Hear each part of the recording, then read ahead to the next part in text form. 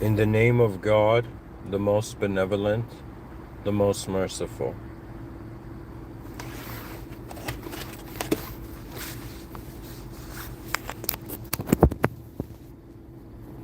and the most advanced.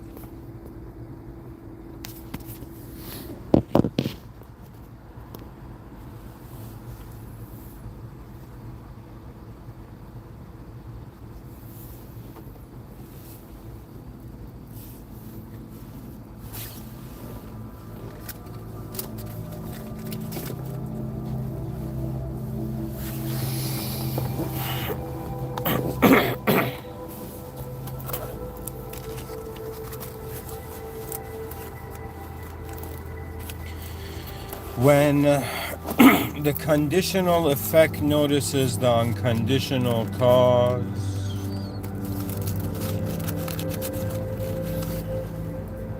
from magical simulations to divine truth. And so, what sort of moment do you find yourself in, O cyberspace traveler, listener? Life is as fascinating as one discovers the context to the concepts they identify as. To me, the human being has found the comfort in the simulated and in some sense has not forgotten, but in some sense has not prioritized original presence and power.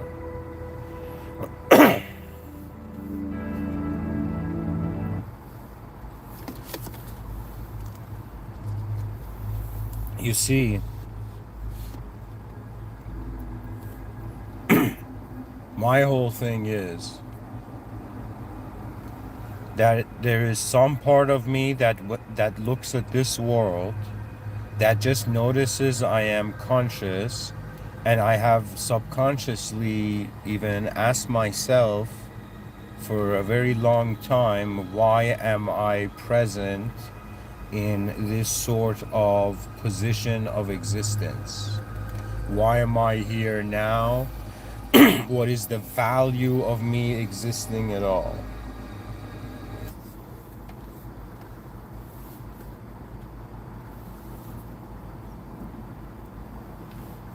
And to some degree, it feels to me that life, the meaning of it really is divided between what we're being and what we're doing. How your being has private value, what you do has public value. You're listening to a human being that not only has explored beyond what I have termed the language threshold, and not only have I in some sense tried to commercialize it through these lectures, but to in some sense realize that what does it mean to not just be a mature human being, but to be a mature soul.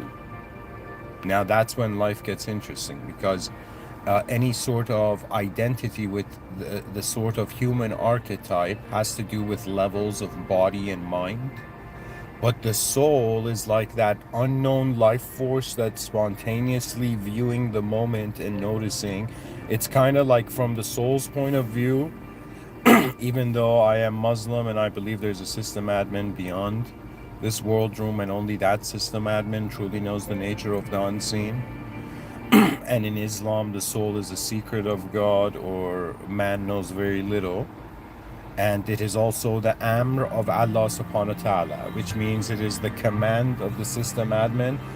And that can be that has been interpreted in different ways, either meaning that the system admin is merciful and gives you the knowledge of the soul.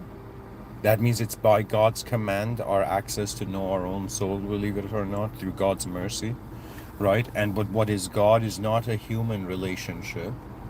It is, in some sense, the ultimate part of the hierarchical system of consideration of valuing reality.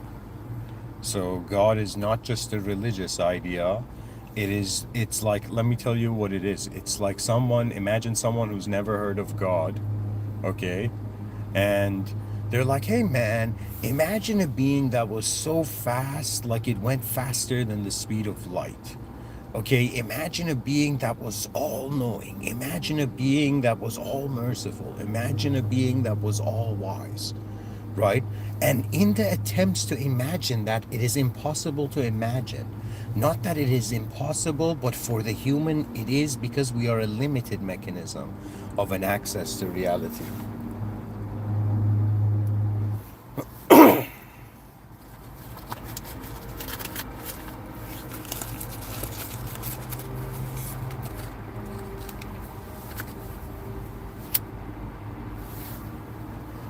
To be human is to be conditional. To be a being, now that's where it gets interesting. So I choose to see it like this, that let's say I see the two words, I place two words beside each other, right? And one is human and the other is intelligence. Let's say I write these down on a whiteboard, human and intelligence. Now, to me, the human has to do with conditional reality. The intelligence can be unconditional, okay? Because what God archetypally is the intelligence beyond the world. To me, it's fascinating for me. You know what it is? Truth is like imagine like in archery or darts, there's a bullseye, right? And every human's being that is born in history, they're taking their shot at truth, and they're like, "Oh man, this is what truth is." You know, it's, "Oh my God, this is what truth is." You know, and they're like, "How many? Oh my God, this is what truth is." Moments as the human species experience.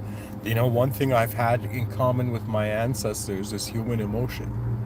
Do you know, sometimes I feel that my emotions don't just belong to me, they are gifts of perception. Because the nature of this reality is that you can't be a self, but also act as a creator of meaning. So that's the issue, right? The context is limited as Civilization 1.0 interprets it.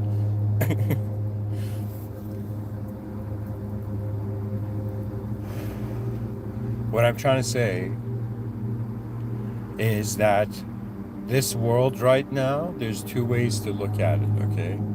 Conditional, unconditional.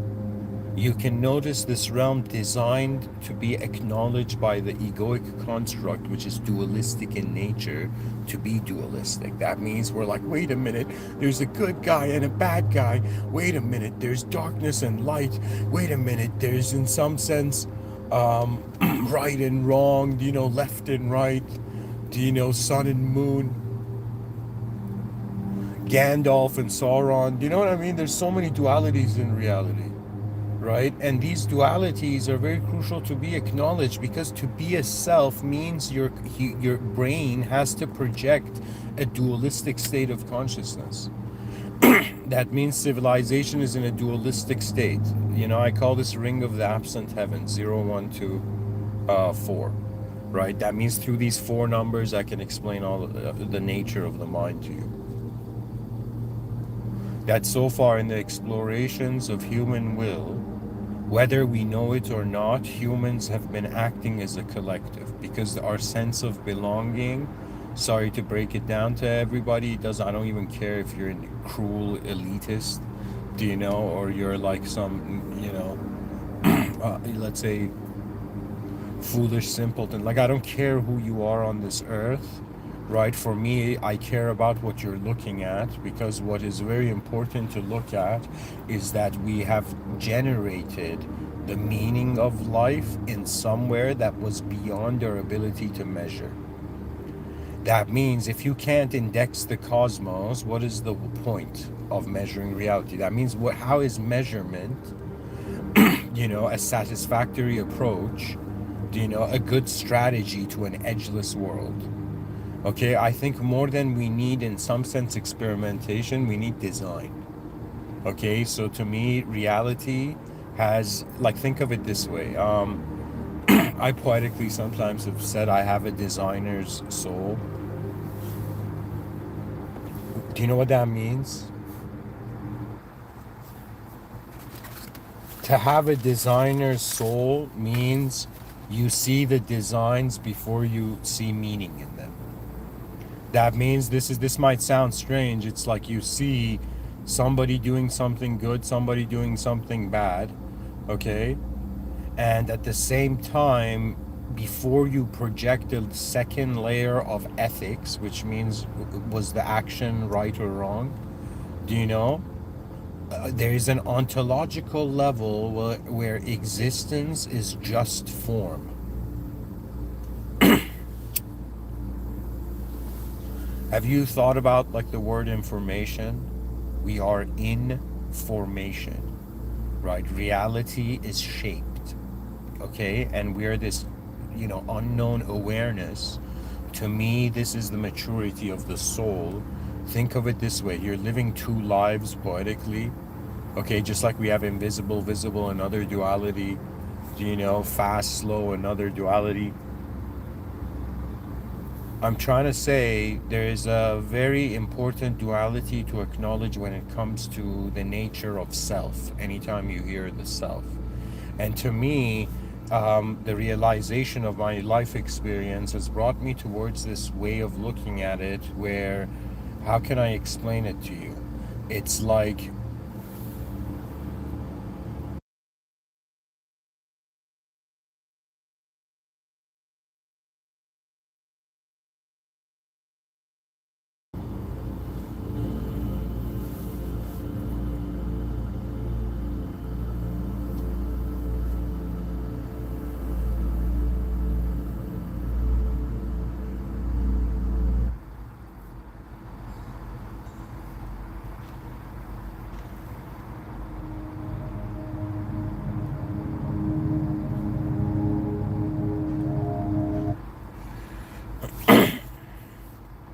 okay, if I can get this perspective out, it'd be a huge advancement in this lecture. So, what I am trying to say to you is that, so I'm trying to introduce to you that when you are a self in a world, like that's a fundamental duality. Okay? So, your body is separate from the world, so it's something separate that can be owned. Okay, then we say that human beings have minds. Okay, now we think that the mind is the primary owning agency, but that's not the case, because what the mind is doing, or what the brain is doing, is being like, okay, I'm being a body right now, but wait a minute, I am also accessing information outside of the body. But how does the body know how to compartmentalize? Through self-generation.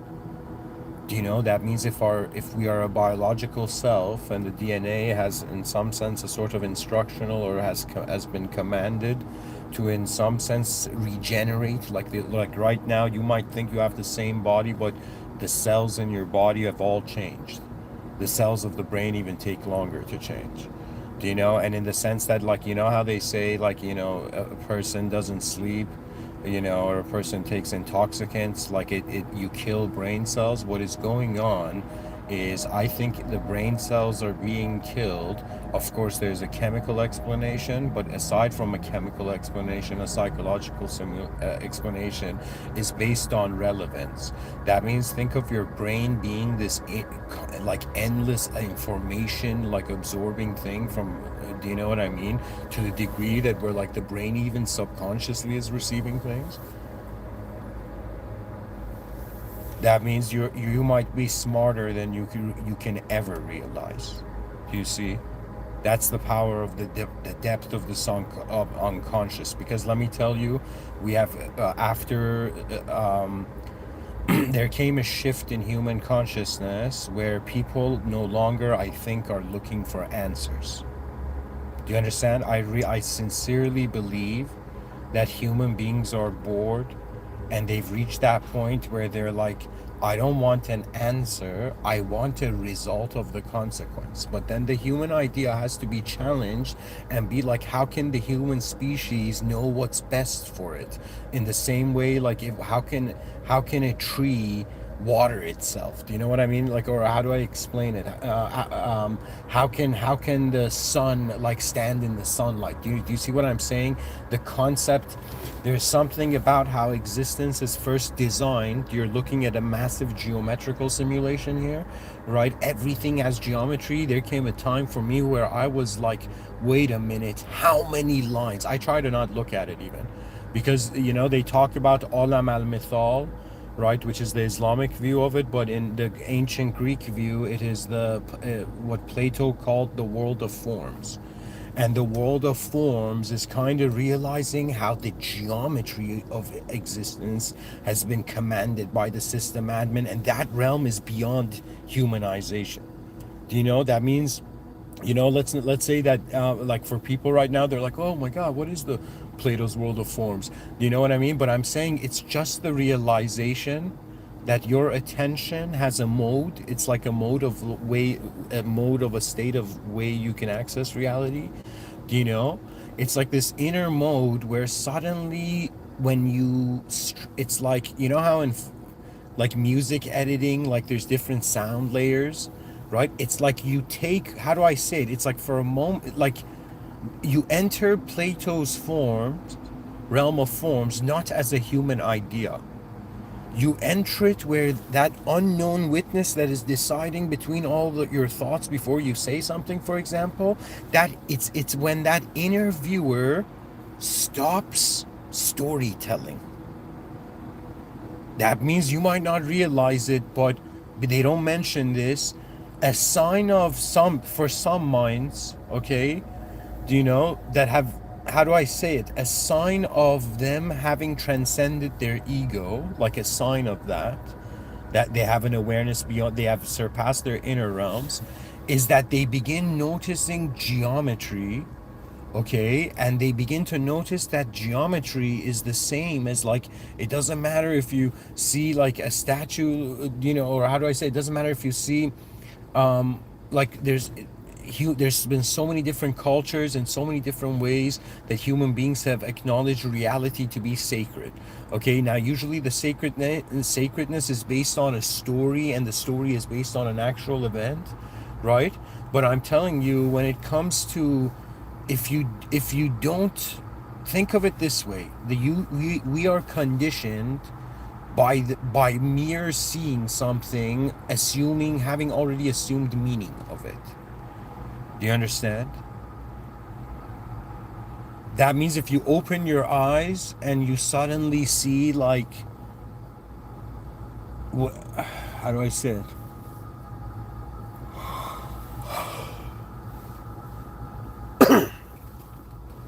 All right, guys, give me a second. I'm trying to tell you, Plato's world of forms, you don't access it as a character in a story. It just happens, just like you're just grateful. Imagine you were just fascinated by the shape of existence. And then you began becoming fascinated by the shape of power.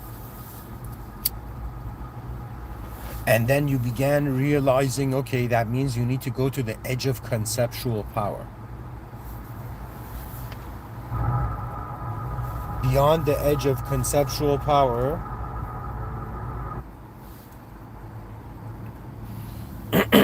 beyond the edge of conceptual power is the realization that the context is setting the will. So let me explain. Right now in 2025, the common view, in my view, is that human beings treat themselves as an idea, as a subjective self, and that subjective self also has a subjective parallel in the domain of language. That means you're alive in the linguistic realms as a name.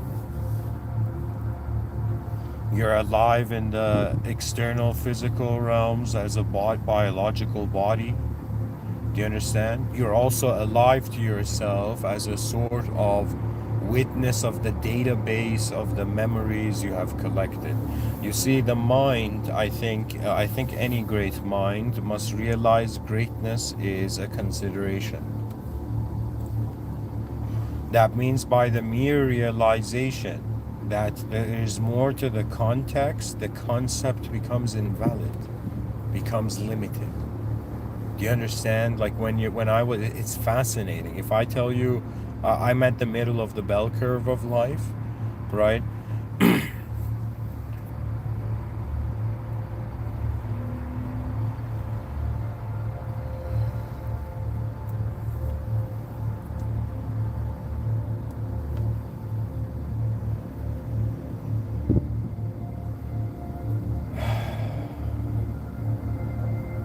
It's like, let me tell you, the higher states, in my view, the higher advanced states on earth are accessed not when the ego convinces itself it doesn't exist anymore.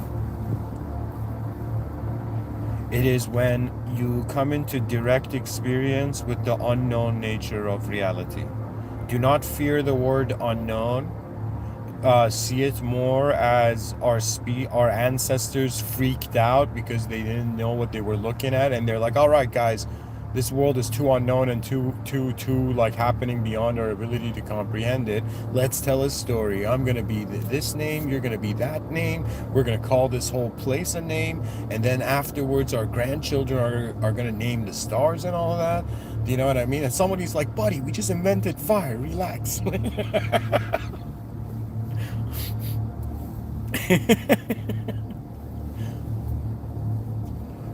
Like, just think about it. Like, evolutionary scientists don't even understand what they're saying. You know, from a biological evolutionary perspective, your eyes developed underwater when you were like a fish. Do you know? When you were like being a fish underwater, right? And this fish underwater stepped out of the water, right, which was like a portal like experience for it, and it became evolved to the opposite. Oh my god, it evolved to the opposite. A fish stepped out of land, grew feet, and discovered fire. Do you understand? A freaking fish evolved to discover fire and then cook that fish, right, and survive off it. Like, that is, to me, the most remarkable thing. Like, to me, I think evolutionary scientists are the modern archaic revival of the Naga, of the sea people. Do you know? Evolutionary science are sea people, guys. They're legit the modern ideological sea people. Do you know? That means that it's like, okay, and they believe everybody is sea people. And I'm like, relax, man. You know, if we can't figure out the chicken or the egg, it's a suggestion of a simultaneity of design. That means you think that creation just starts from beginning to end. Do you know that there can be creation from the end to the beginning? That means, imagine you live this life, and this life was like in Canada, and like when I was in high school, they had this thing called, like, it was called a beep test, like for physical education, and pretty much there was like this kind of like gut-wrenching like beep, you know, and you had to run from like half the court, right, and then you'd have to run back again. So you'd run to half the court, come back again, you'd hear the second beep. Do you know what I mean? And it would keep getting faster, and I'm like, my god, you know, they're forcing us to run, you know. And I remember, like, I had sport asthma, but sometimes my will is stronger than my body, you know?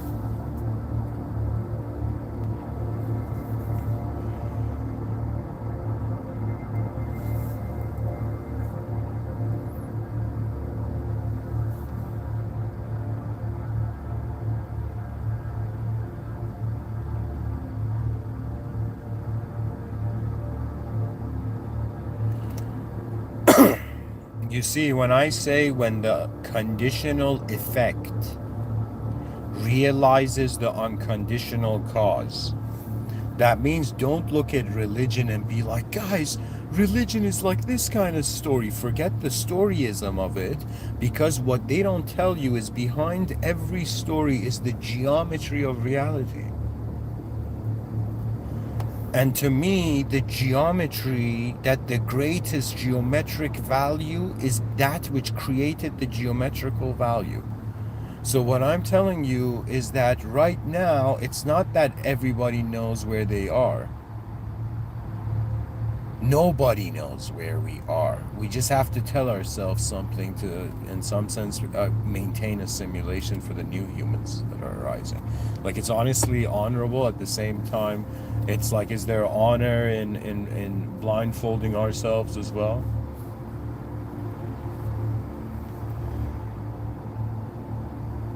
To me, there needs to be a sort of trickle-down system of wisdom. Do you understand? Kind of like, strangely, like in a Z-like fashion. Do you know what I mean? Imagine like Z's positioned vertically over each other. Do you know what I mean? With the lines crossing. So it would kind of be like, every person that gets to their old age, now they have to trickle down the wisdom to the youth. Do you know? And then the youth, in some sense, in their spare time, can in some sense reevaluate and in some sense share views. To me, the advancement of human civilization has to do with the access to the most advanced states of being aware of what is exactly going on. But the but the challenge is that when we go truly wondering about what we are, we come into contact with the unknown. That means in the same way that a person believes there's unobservable, what do you call it? There's an observable universe and an unobservable universe, where, for example, dark energy, dark matter, where like it's too dark to see anything. You know what I mean? Like, so there's an unobservable notion. That means there's a part of you right now. That means the self that your ego is based on, your conscious ego, is the observable self. Now, all that I'm saying and all the ancients were pointing to in some sense was that this, how do I say it? It's like when you notice the unobservable self, you begin to notice that you have been functioning through a known self like a vehicle. But when you realize there is an unknown self, and you realize, because we don't know the edge of the world, it's an unknown world, and we're still living in that period of history where we don't know where we are actually, but there are clues, and there are some universal clues. And it really depends on, the might of a species to become so fascinated about not knowing where it is that in some sense it advances civilization, for there is always greater questions waiting to be answered. That's the remarkability of reality, that you are an intelligence presence and present, and you are aware of the known and the unknown dimensions of life. When it comes to the study of mind, the human being in 2025 is treating itself as a thought, correct? Right? So the person's like, all right, man, I'm like an ego right now, and I'm a projection of myself. I'm a projection of a self, right? That means if when people say, who are you? There's an answer to that. Now that answer is a subjective projection, right? I'm saying, however, we think that we are an idea, and we think that idea is having ideas. And everybody's normalized this, and we think it's fine. It's not fine at all. You're not an idea.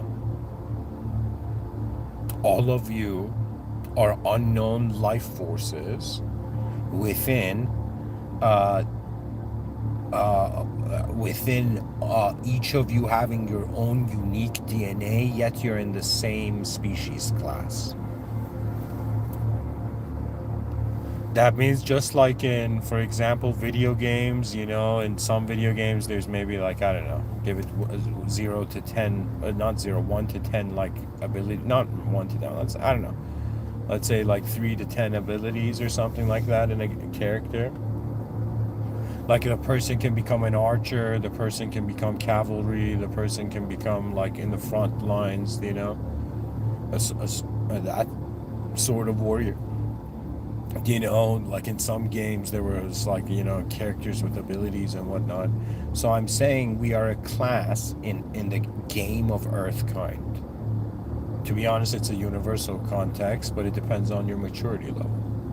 So if you as a human being can live as if you are not just responsible for yourself, but you're responsible for how the presence of the universe is, that means if somebody's a nice guy, all right, if you're going to be a nice guy, you got to infinitize it. Do you know what that means? That means you got to wonder about what is the most advanced state of a nice guy. And they're like, oh my God, that guy was so nice that he was nice to the cosmos.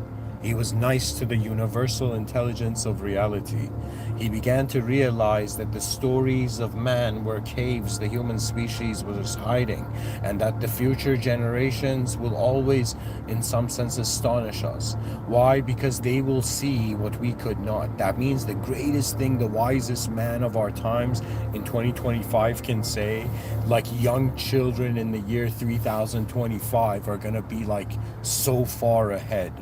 Do you understand that means the complexity we perceive now, it's nothing yet. The speeds are slow. That means if time travelers or the future generations could see me and hear this lecture, they'll be like, whoa, this guy noticed how slow reality was. In a world where, since everybody identified with the physical body, there was not enough time. That means imagine in a world where everybody's like, there isn't enough time. We're gonna leave this world. There's one person who's bored. That means the person's like, reality is changing too slow. Do you understand? And so what happens is their body seems to have a sort of destiny of its own, but what about the destiny of the mind? What about the destiny of that hidden awareness within us that is our inner life? That in some sense, before we speak, the moment has moved already. Behind our eyes.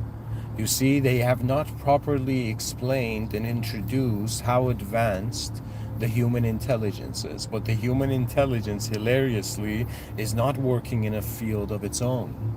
That means what you think, let me tell you what I'm saying. It's actually profound. What I'm saying is, in one view, yes, you see a human, like you see an idea of a person owning like the whole moment. That means you ask that biological entity, what are you? And the biological entity points to the idea of themselves. Do you know what I mean? Like when you see now, you pretty much see people identifying as ideas. Okay, their self is an idea.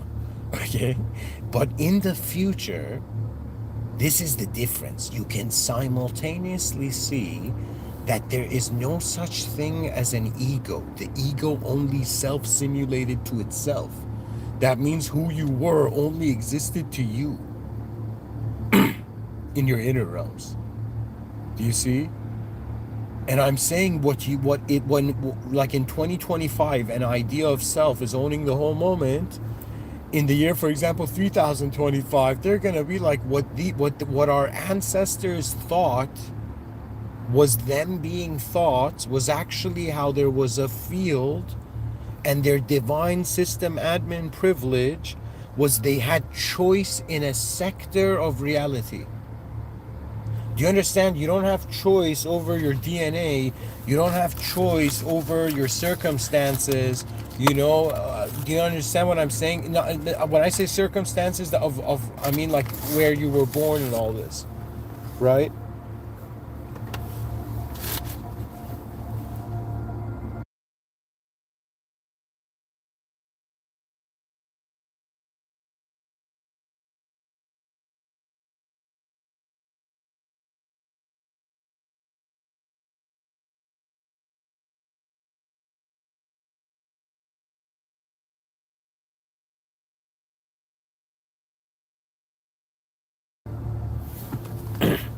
Anyways, to keep going, the perspective I'm trying to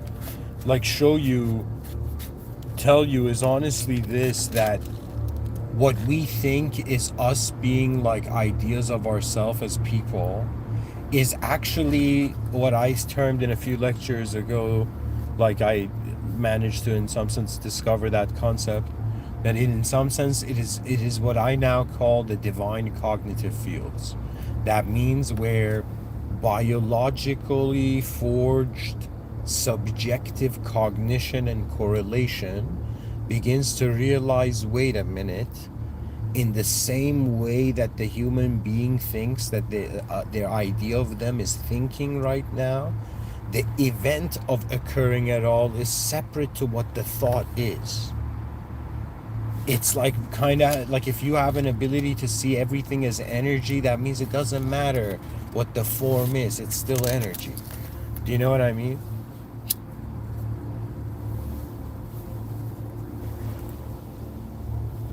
So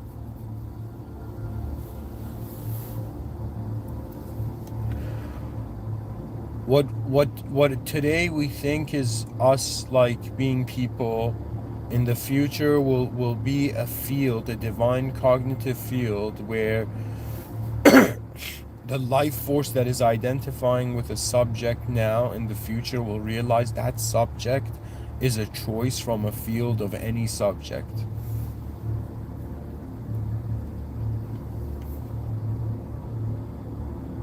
That means it's an activity within a field of an intelligence beyond human comprehension, what we think is the human ego. Like us being an idea of ourselves. That means the moment is not limited to just the human being's interpretation of it. Like how we give meaning to life is how we give it meaning. But what is it beyond our meaning?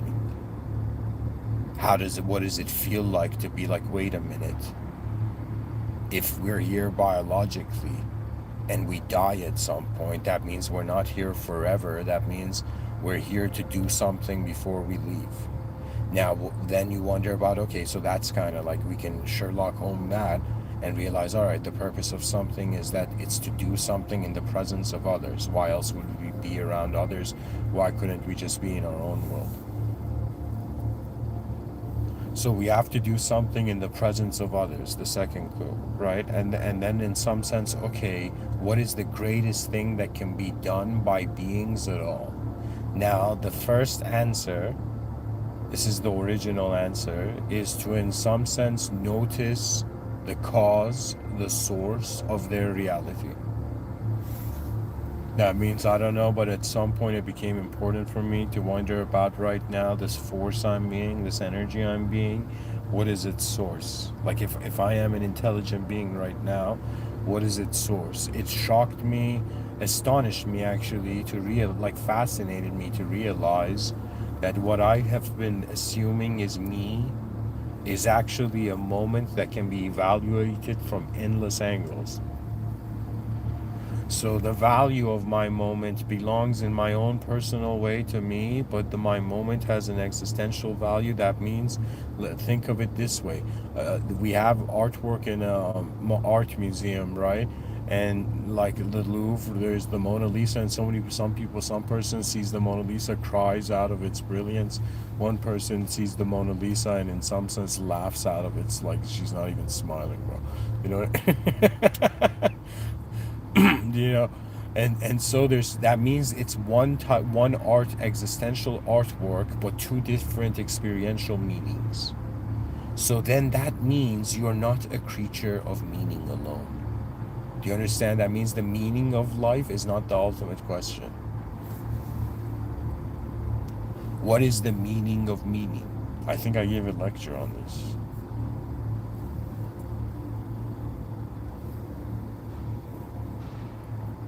That means beyond the void, there was the singular. Beyond the singular, there is the dual. The moment you have duality multiplied by itself, it leads to an infinitude. You see? You can endlessly see dualities to your duality. You can see each side having its own duality, like an endless tree.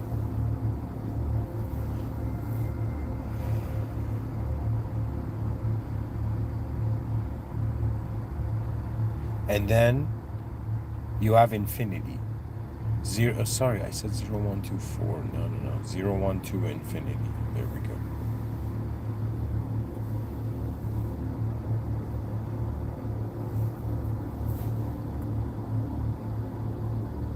How far can our vision really go? to me, just to simplify this and to be honest, to kind of go through this lecture. See, right now I'm assuming that we human beings are the conditional effect. We're in a condition of like there's conditions to our existence and to how we experience reality. It's conditional. You know, for example, your body needs to survive for your mind to be able to wonder even.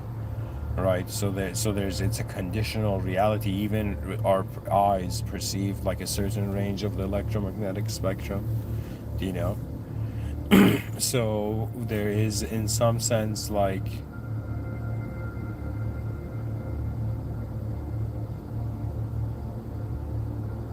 we are a conditional. We are conditional here, and because we don't know what sort of power originated reality, like we are here, like the earth is like what, like 4.5 billion years old. The cosmos is like, okay, I don't know, it's like as early as the origin of time, like I don't know, as old as the origin of time, like from the origin of time. It's like, how old are you, man? I don't know, man. I've been existing since the origin of time. I don't know. You gotta ask time, man.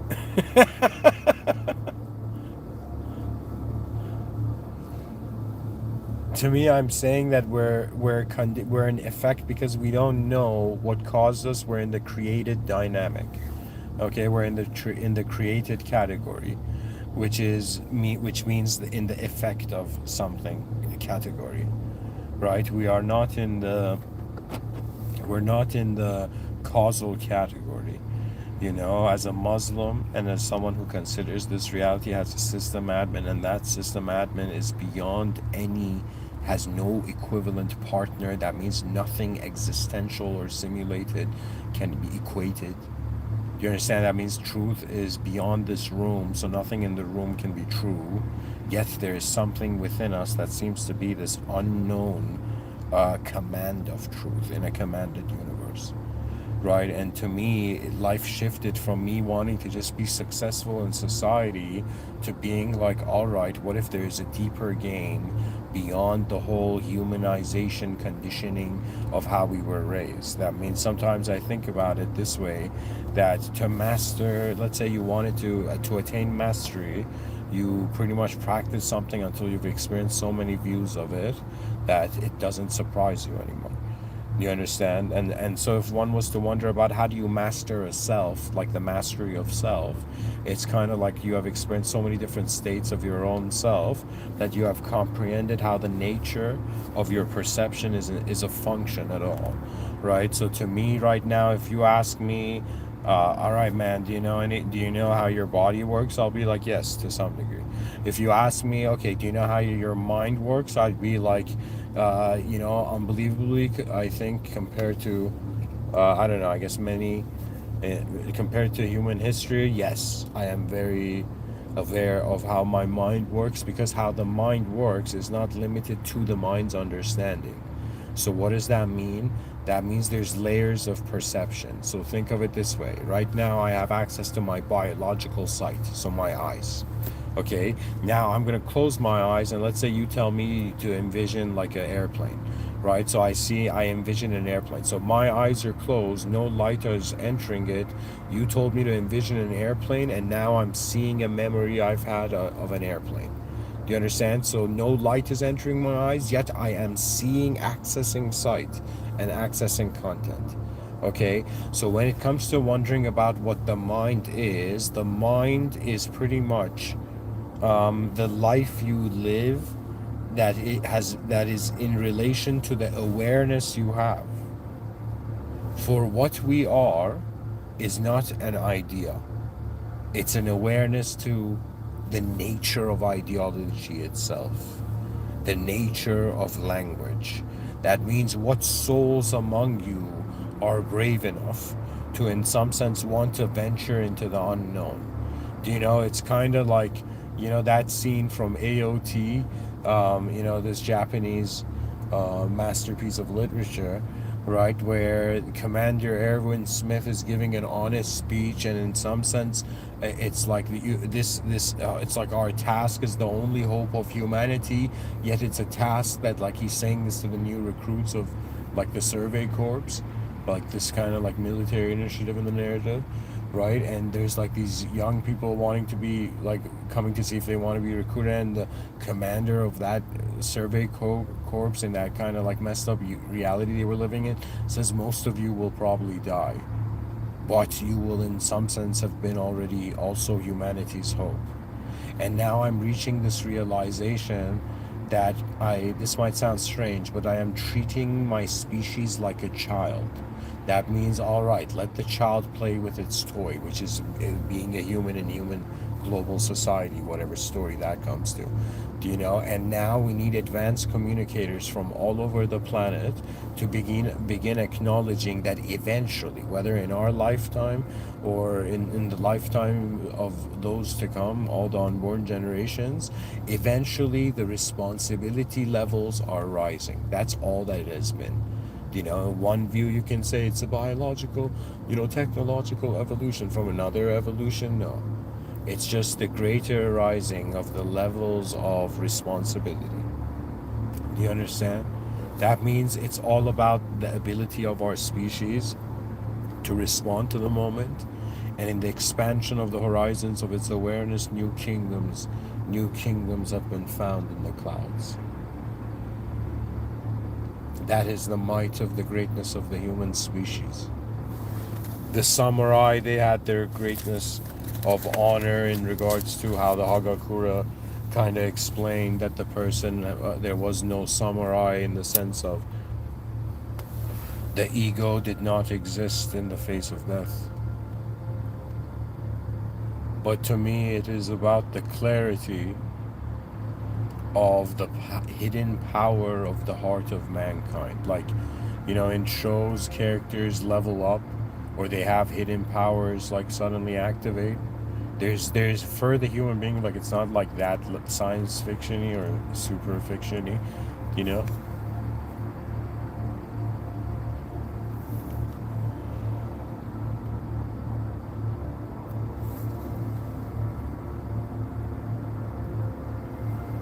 It's the activation of your heart in the realization that the life of your unknown self, which is is like there's a you right now that is the result of a power, and there's a you right now that can be aware that the result of this power is because of a cause.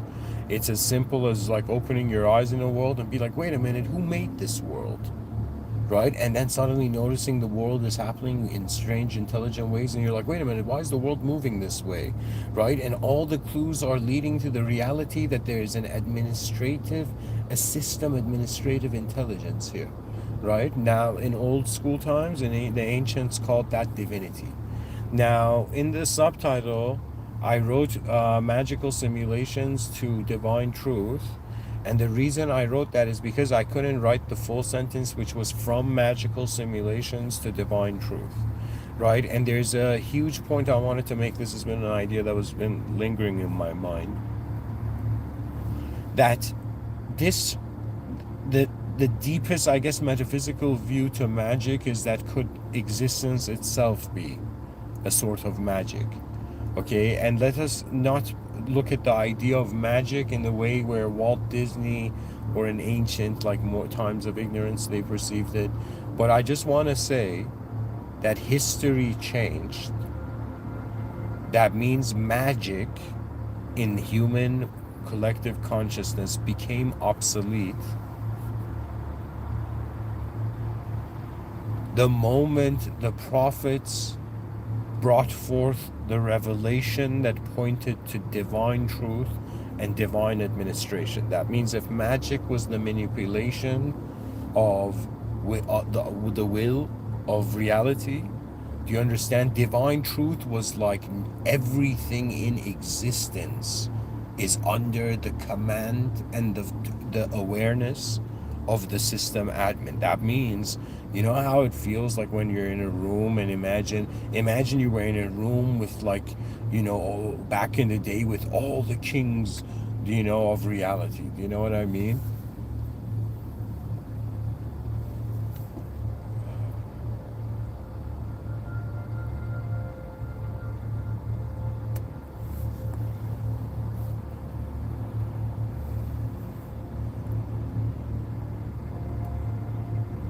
It is the nature of the recognition that if the ego wants to see itself as the causal position, you want to see yourself as in control and being this life force.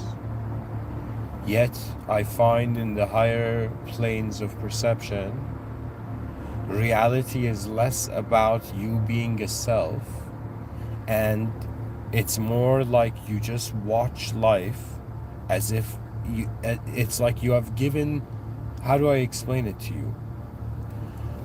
The purpose of your body, is to discover your mind. The purpose of your mind is to discover your soul. The purpose of your soul is to discover the system admin.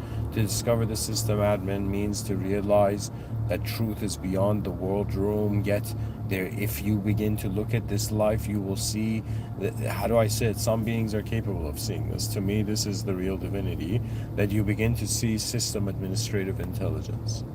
That means what you think are your random thoughts are like how you as a node in a field are picking up reality and therefore intersecting all information accessed by you, into points of meaning.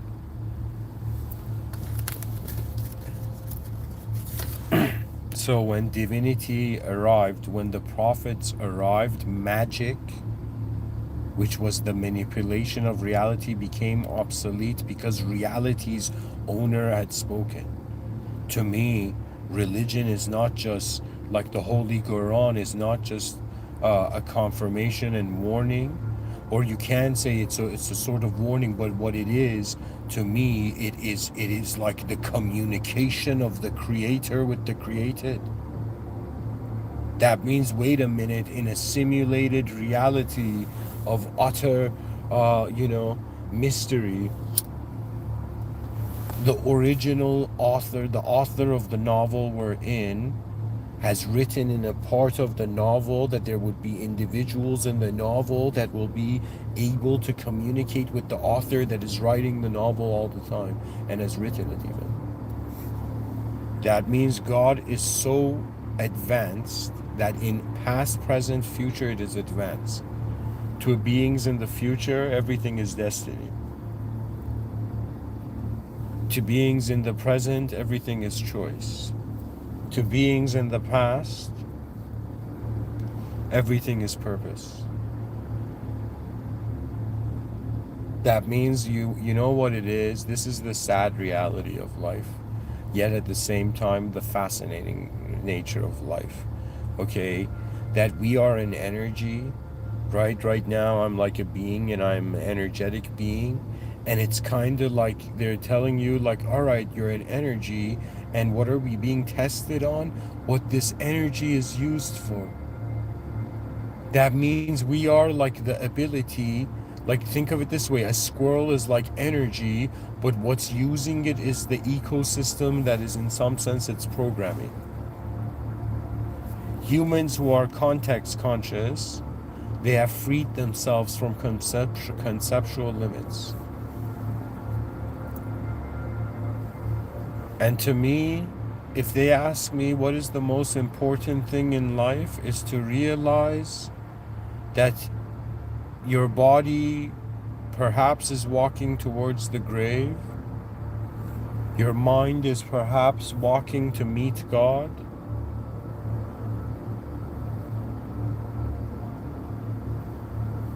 And your soul is returning to its original being. That means, I think it was Socrates, he said that, like, long story short, he stood up for his own honor and listened to like, his intuition, right? And one of the last things he said to people was that I am either going to a place where there is no Socrates, or I am going to a place where I will get to the answer of all the questions I've ever had. So, to be honest with you, the body, maybe we see for the body, it's like death, okay? But the limit, right? But for the mind, it is not death, it is infinity. The limits of your mind is infinity. The limits of your body is death, is nothingness. Excuse me, not nothingness, is the end line of the biological.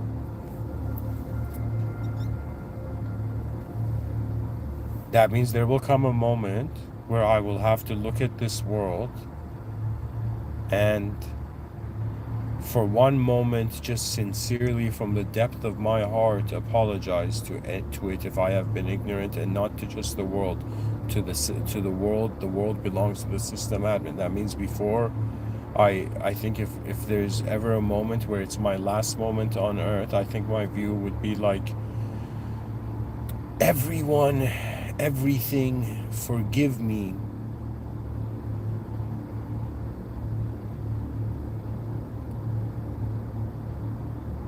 And thank you.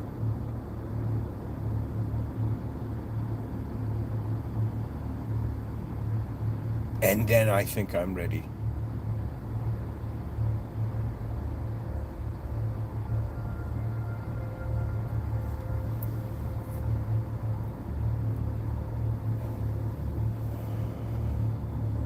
In the inner realms, I have experienced context shifts. I have managed to, I guess, navigate my inner realms because I have found a comfort in realizing that being is how there's a part of you observing you, and doing is about what you do that is being observed. Right? To me, the mystery of intelligence is the realization of the unknown. The unknown is the leads you to the realization of, okay, if the unknown is the extension of the known, if the extension of the if the extension of the known is in the unknown, right? And therefore the unknown has been created. That means reality has been created, right? So it's as if the unknown, it doesn't matter if you're a known self or an unknown self, you are a created self. And God is an access point to the original singularity beyond manifestation. For in this moment you identify as a biological organism standing in the subjective stronghold of a self, wondering about, in some sense, at what part of you will truly meet the future.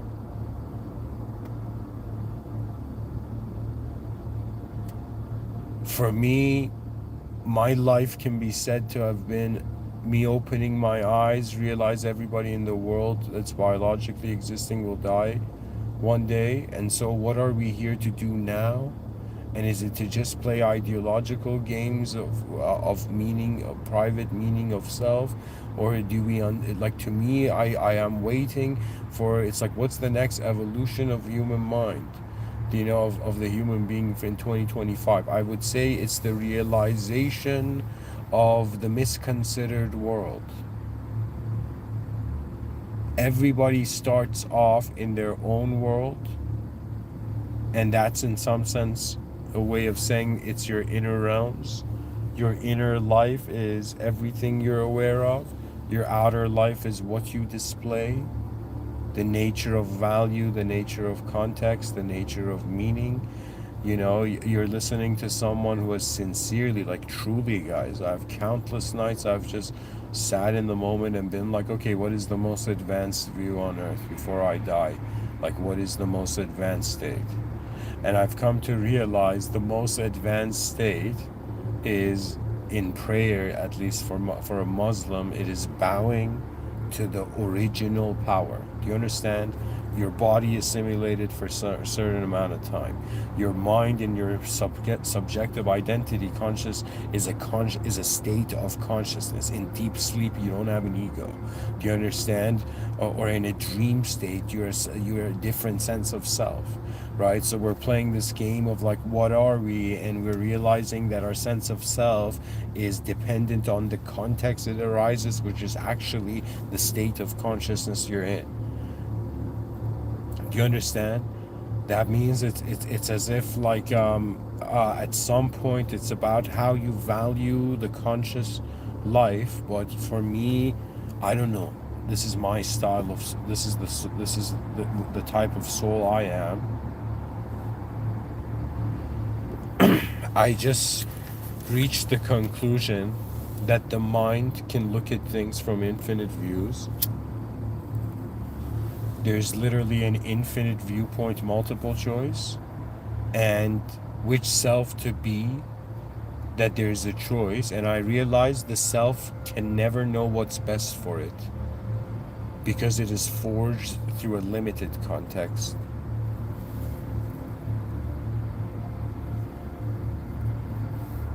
You know, and to me it's very fascinating because on some level, sure, your mind's playing a game of compartmentalization of manifestation, or like, what do you do with the reality you've accessed? But I think the nature of our species actually is that we cannot ignore hidden purpose. I think that children are teaching us when they tell them don't press a button and they press the button. I think there's something sacred in that. Do you know that the human nature is of an explorer? Okay? And this is why I was saying in different lectures that to me in an advanced educational system, there's no such thing as student teacher. That's the confusion. That's the brainwashing, that you think you're a student and you think there is a teacher. Like, that's the brainwashing. Do you understand? You have to see it that there's 8 billion human DNAs that have never existed before. Do you understand? Everybody has a view of life that, you know, if they are kind enough, they share with the world. If not, it was only what they saw before they left this realm. And to me, at some point, I just realized, like, okay, what are the commands of the body? And those are like the conditions of survival. And then what are the commands of mind? And in the society I was raised in Western society, you know, in Canada, it was happiness and fun. It was joy. Joy was prioritized as a supreme value. Do you understand? That means the healthiest state, the most advanced state, was happiness, right? They're like, man, I just want to experience love and happiness. Do you understand? And in no way am I saying those are not advanced states, but I'm saying just for a second, consider that if you were right now, whoever you are, you might one day be, or your grandchildren, imagine a great general of the armies of mankind and the human species. Imagine either you or your descendants, one of them will be one of the great generals of like great human movements on earth. You understand? Like, imagine imagine right now you're a general of the armies of mankind.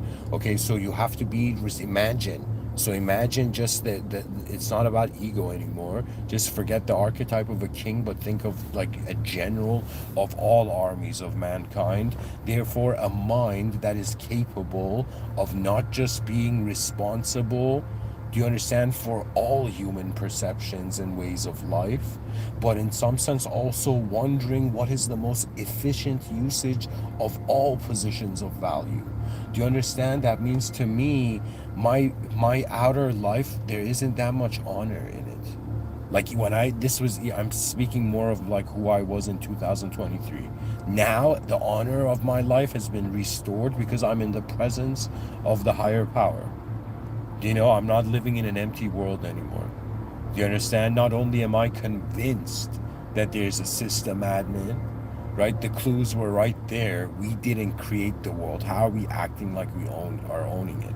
And there's religious people being like, my God, God moved that pigeon, God moved those clouds, God moved the sun, God moves everything, and how fascinating and amazing, but they don't realize, if God is moving everything, aren't you part of everything? So what is free will then?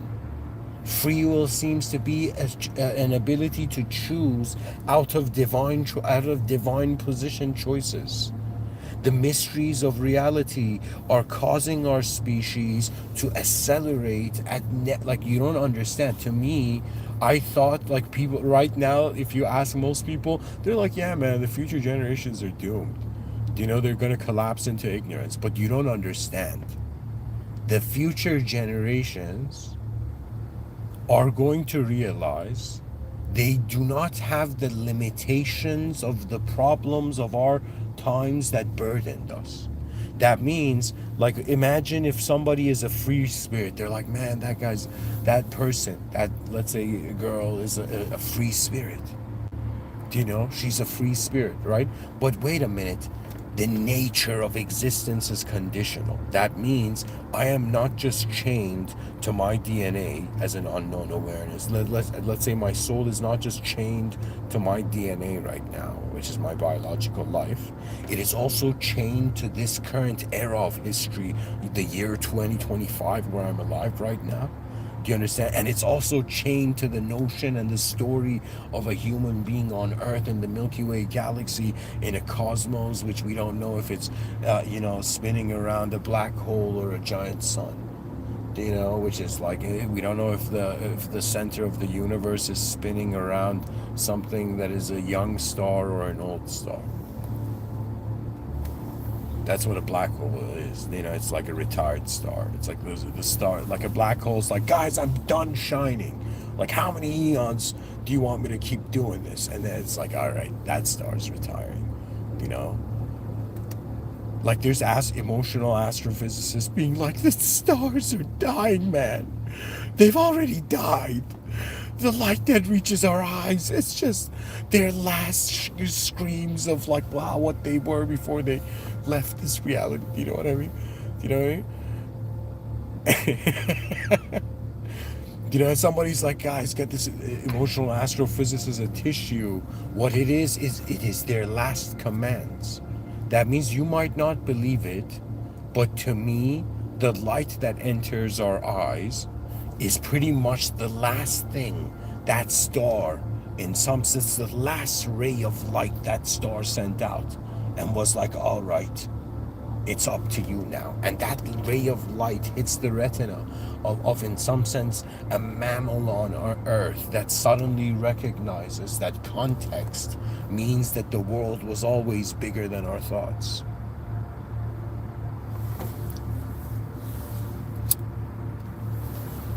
What does that mean, bigger than our thoughts? When you wonder about the source of reality, that means if right now I'm in an effect of a being, in a condition of being, I'm telling you, it's like a conditional effect, a conditional creation, noticing an unconditional cause that never changed. You see, when religion gave a huge clue, theology gave a huge clue, that God is watching. Whoa, God not only created us, but never stopped watching us. We were ignorant of what every atom in existence praises behind its veil of emptiness or hollowness.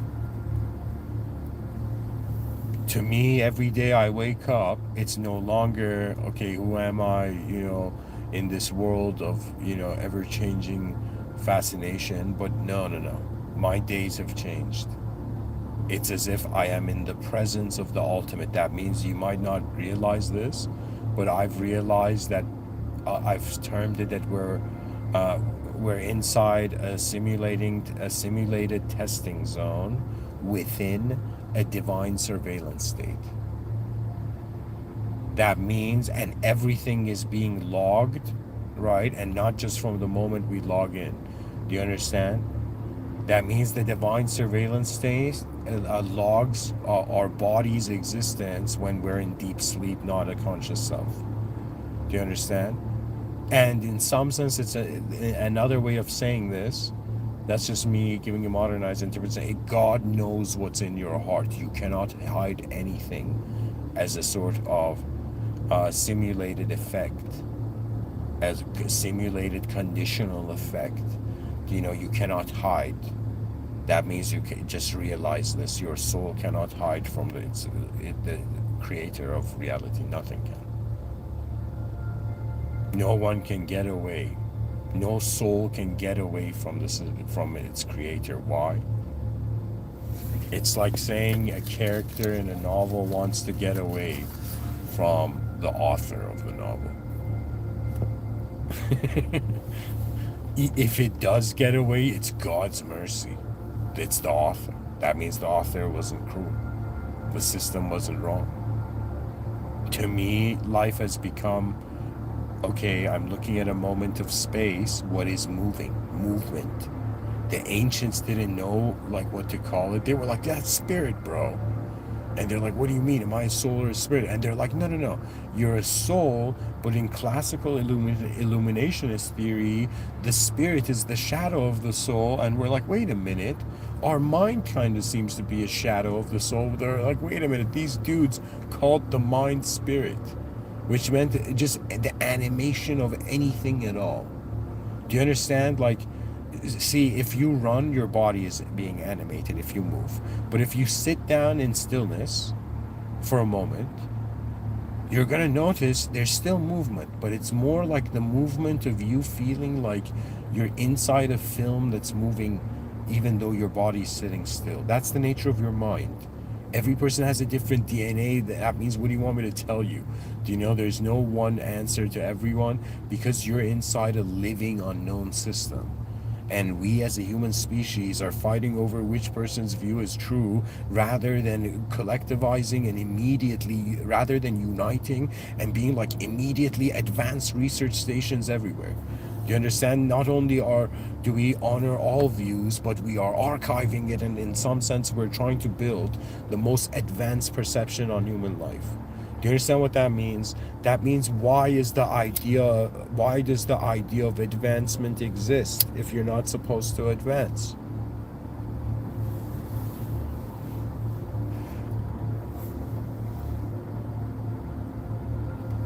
The Wright brothers, they saw a bird and they're like, okay, why aren't human beings flying? And they solved that problem. Just take that in. That's just a perfect example of our species constantly being a problem solving species, but we're also in an intelligent system. And I don't know what to tell you, but you didn't create this world, and this world has an owner, but the owner is not in the world, anything in the world, but everything in the world is the will of the owner. And people are going to be like, what does that mean? That means the meaning you give to life is in your own personal world, but the actual meaning of life was not given by your mind. So you find yourself born in a world with ancient geometry. It was designed before you arrived. So many things. So many human beings that live. People don't take this in. I was born in 1991. How many human beings had lived on Earth? For how many centuries? And do you know? How many years, do you understand, has human consciousness been brewing? And now, I'm born in I arrived here in 91. 1991, a symmetrical year,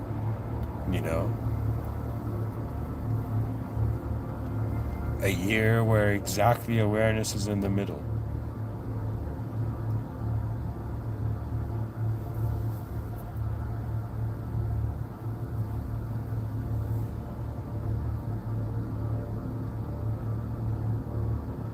Think of it this way.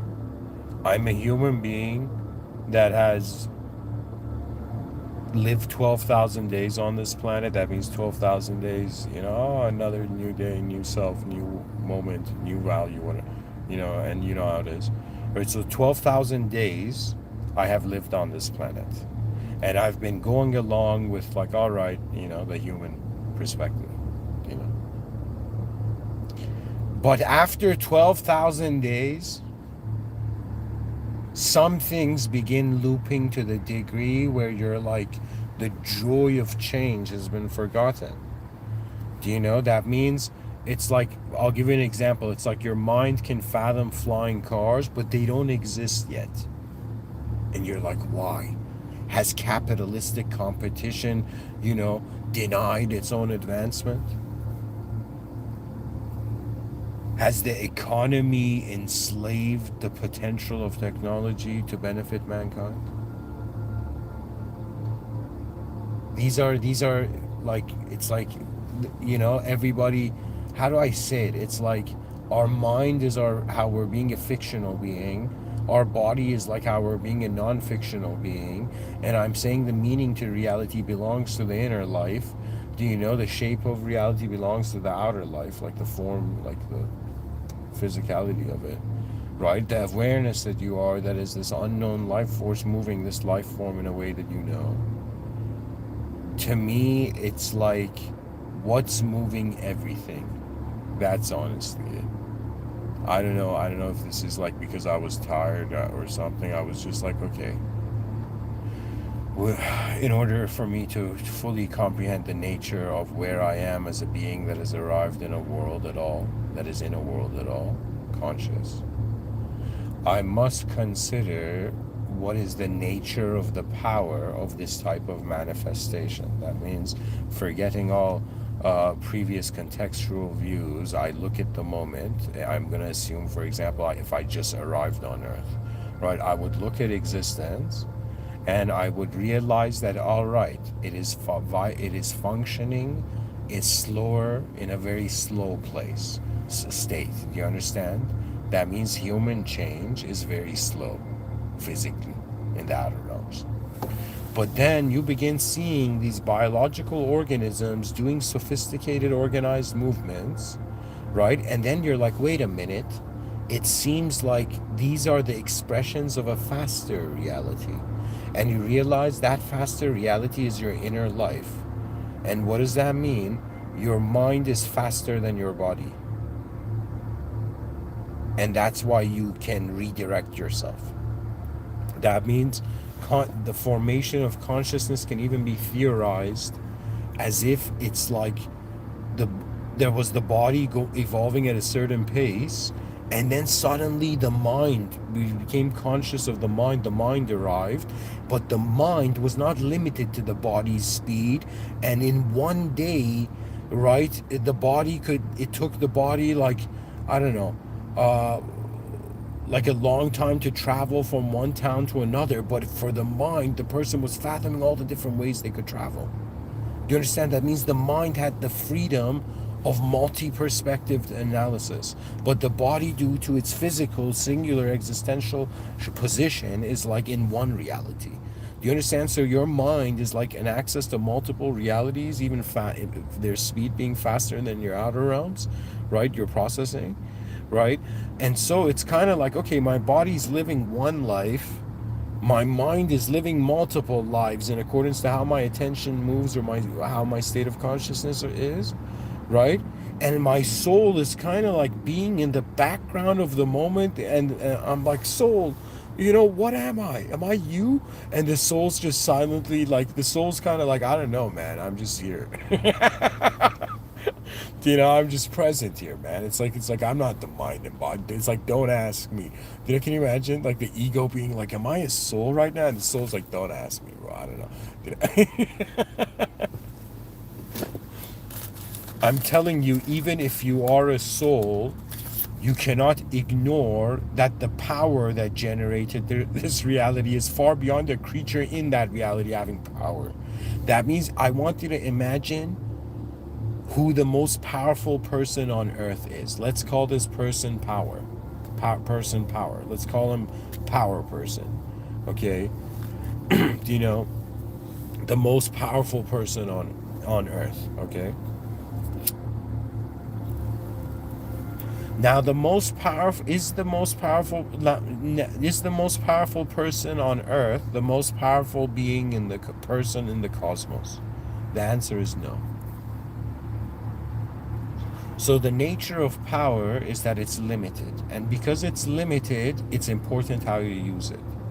And to use the greatest power, one must consider, I always like this term. I don't know, some general said this quote. It was like, you must serve before you can command. And to me, it's like you serve the higher power, right? Through your great conduct, your greatest awareness, by being responsible for your greater awareness of reality. And at some point, the ego is like an Iron Man suit, guys. I'm telling you. That means anybody who's ever said, I love your personality, I'm like, man, this person loves the Iron Man suit. You know? Because I just know this, that every person, regardless of what they say, the life they live behind their eyes is faster than they can communicate. That means right now when I'm giving this talk, if you want to know like what's happening in my mind, it's like it's like I'm seeing films, I'm seeing like a film, and it's like moving faster. Like my mind is moving faster than than my pace of communication. Do you know? And its speed is not just based on its ability to be fast, its speed is based on its ability to conclude. To me, like from one view, yes, I'm giving a lecture. From another view, as a conscious, aware attention, I am piloting through different concepts and contexts. To me, I cannot be here, act like I care for myself, when myself is a member of the human species and the value of myself is based on the value of others. That means instead of moving to a better neighborhood, how about we advance all neighborhoods on earth? How about we advance all realities fathomable? How about in some sense we award, and reward the advancers of reality? I am telling you, advancement to me is divine. You know why? Because theologically, God commanded man into existence, then commanded the soul of man to say the divine names, and that means commanded man to present the ultimate performance, and all manifestation bowed except one moderator. And then this moderator, in its conflict with the system admin, its dispute with the system admin, the human will kind of got caught in the crossfire. Do you understand? And so our earliest solar ancestor listened to a simulated entity, a simulated serpent that was a moderator in disguise. A moderator simulated itself as a serpent, right? And in some sense forgot the original context to how it was being an original concept. So think of it this way. If you're a simulated concept, okay, it's because you're inside a simulated context right now. But if you find a not simulated context, then you start beginning to experience yourself. Like if you find an original context, you will start experiencing yourself as an original being, and it's not like you became better or smarter or greater or more advanced. You access the original earth. Do you know what that means? That means imagine everybody that's born, right? So they have their own unique inner realms based on their life experiences, which is another way of saying they're inside like this sphere, and they only have access to what's inside that sphere, which is another way of saying self-simulated meaning. Okay, now I'm saying if they were to move beyond that self-simulated meaning, they would discover the nature of meaning surpassing the reality they gave it. Do you understand? That means it's like you're super passionate about your beliefs, but you're like, wait a minute, the cosmos is huge. and I'm one corner of one sector of manifestation. What ultimate claim can I hold? So the most ultimate claim is to realize it's unknown, but the unknown is administered by that which is all knowing, which to me is like an ultimate data center or data command center. You know, that means to me God is the original being, and those who come close to God, they begin experiencing their original life. It doesn't matter if you're alive on earth or if it's the afterlife. Do you understand? Your will is an ability to redirect your attention. But what is the most important thing to pay attention in life at all?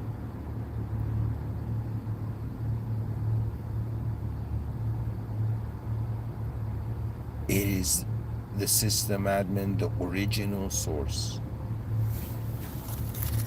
To me, Islam is the only ideological system that its foundation is inconceivable.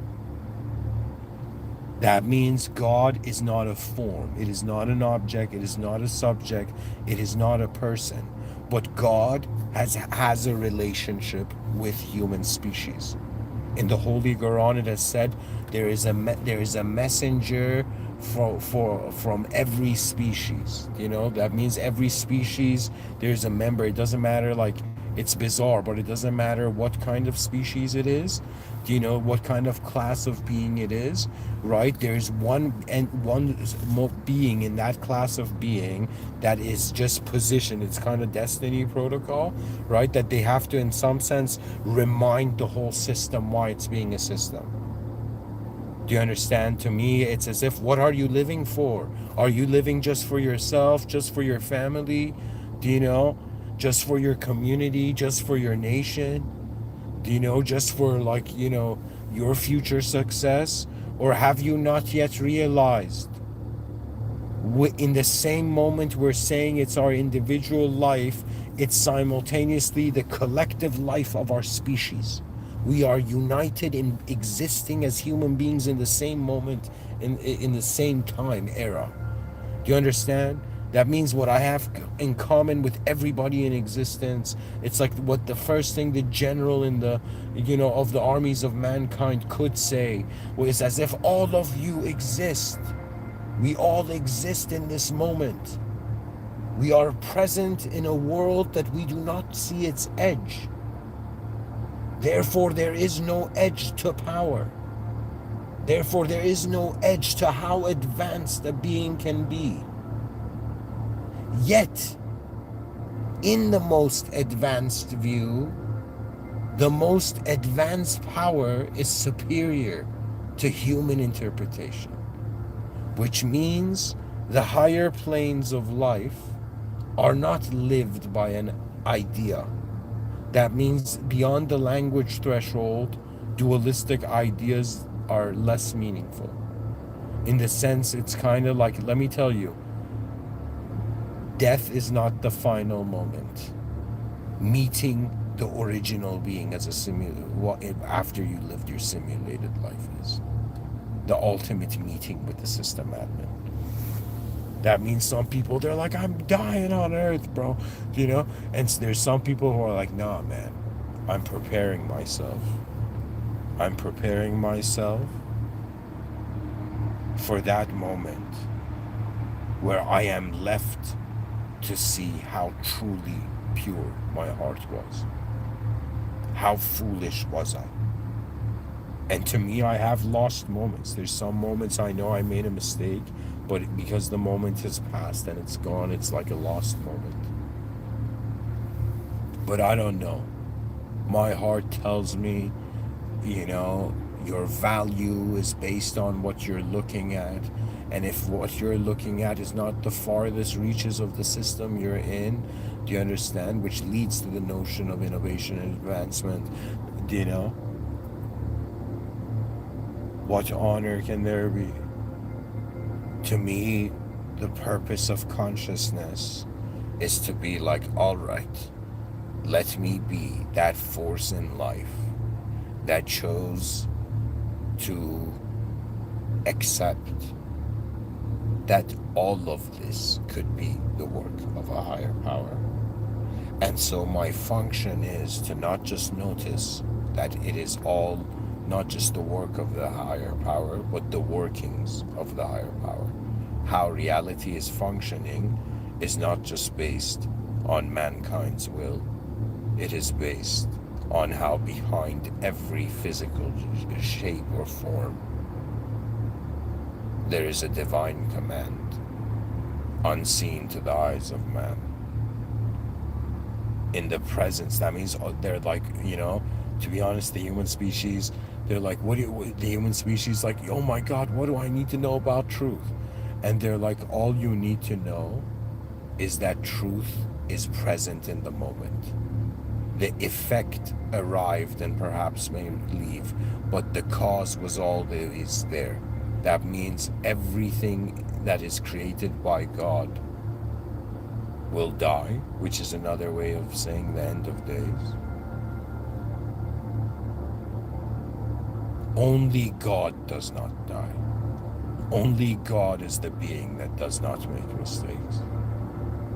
And I'm telling you, you're in the presence of that power, but that power, because it is beyond condition and form, it cannot be an idea.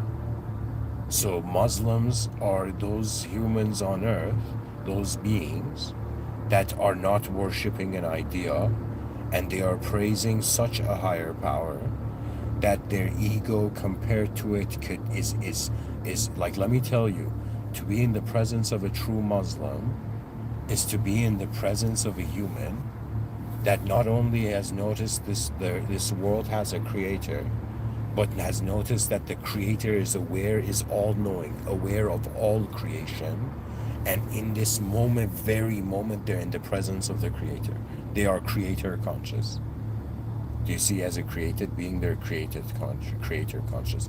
And the creator is so mighty and its judgment so beyond that in some sense a Muslim is kind because their ego has submitted, because their fear of outcome of their soul is in line.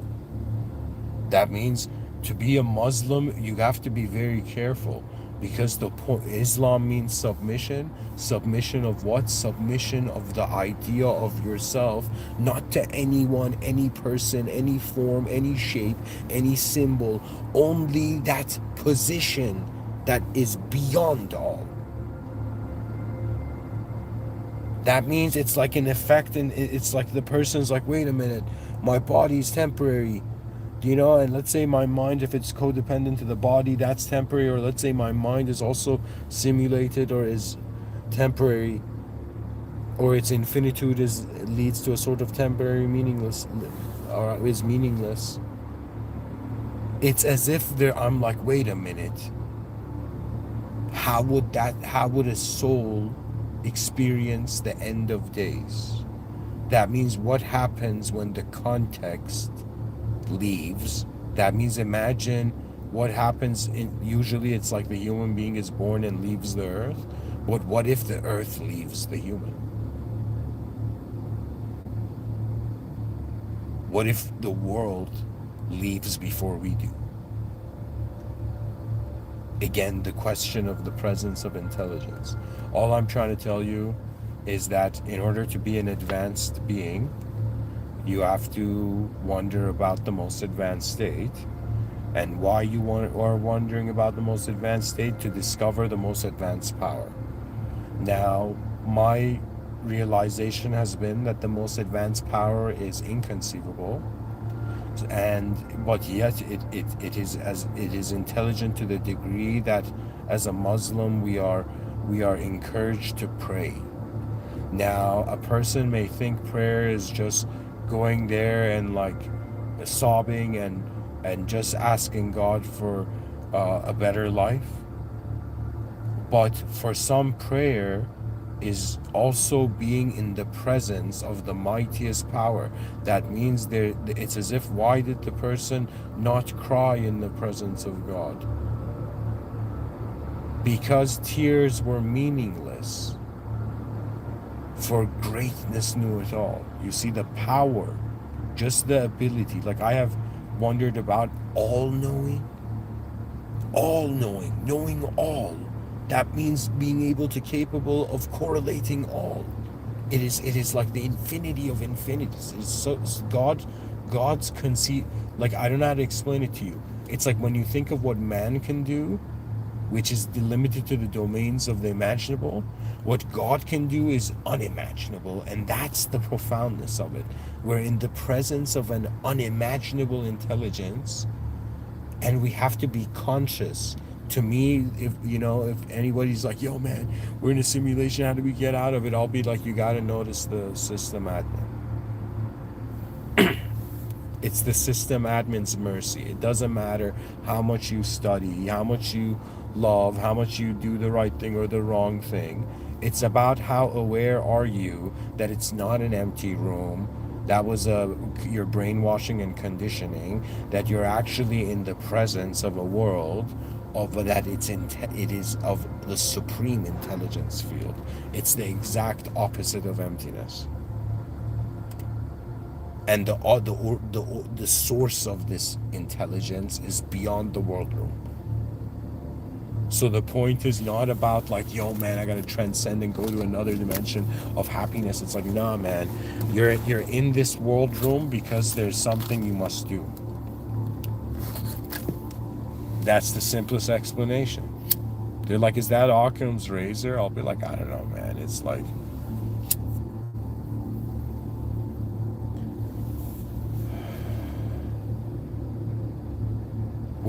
we are somewhere because there's something to do, and intelligence gives the meaning. That means, imagine you opened your eyes and you were sitting at a restaurant. Okay, there's something to do. You're gonna eat food. You know what I mean? So now you've opened your eyes as a human being in this world, and we don't know what's going on exactly, but people tell each other stories to be able to relate to each other, and that's important. Yet at the same time, what more advanced ways of life are there? Do you know what I mean? I coined this as the advancement principle, and it's pretty much one day. Like I remember I had seen like this video in Japan. They make like the most next level omelet. And it was like one morning where I was making an omelet, and I'm like, wow, man, I wish I could make that omelet they make in Japan, right? But it was like next level culinary, like expertise and whatnot, right? Or a long YouTube tutorial with trial and failure kind of training. But I realized that the advanced possibility exists. That means even though I can't create that next level Japanese omelet, right? But in some sense, the possibility of me doing it is possible because somebody in Japan has done it. Do you understand?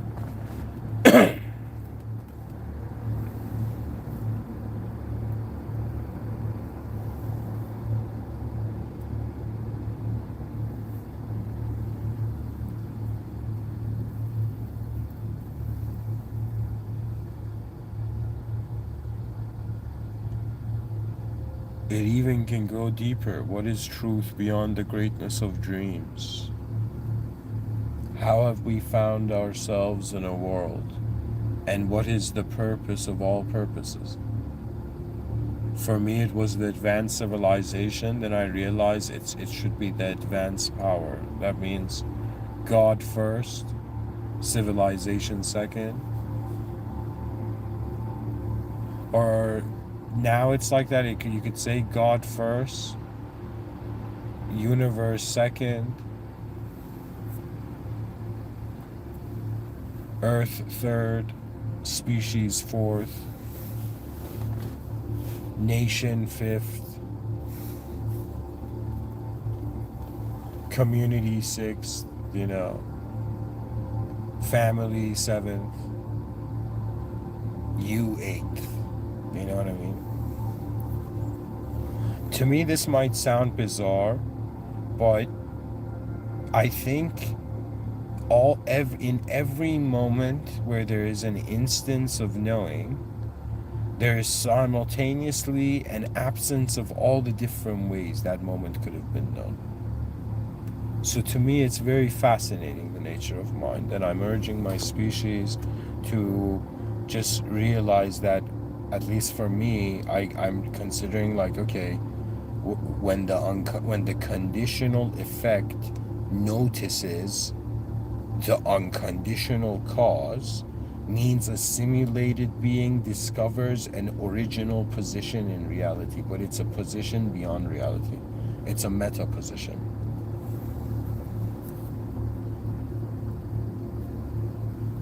Meta position of authority. That means it's human species plus, it's, think of it this way, this world, there's the system admin beyond reality, beyond form, beyond the system. There's mods in the system, and then there's us, the users. So these users, I know I might be repeating myself, but this, I'm constantly trying to repaint this picture so we see the depth of it. Okay. Leading to just that moment where you realize the unknown must have a cause. The known must have a cause. Reality is divided between whether we know it or not, but the cause is the cause. So to me, the royalty of consciousness is how something created somehow notices the creator and realizes there is something within it that seems to be aware of the original command of reality. That means what moves my thoughts is not just me, it's also the destiny of where my neurons should be.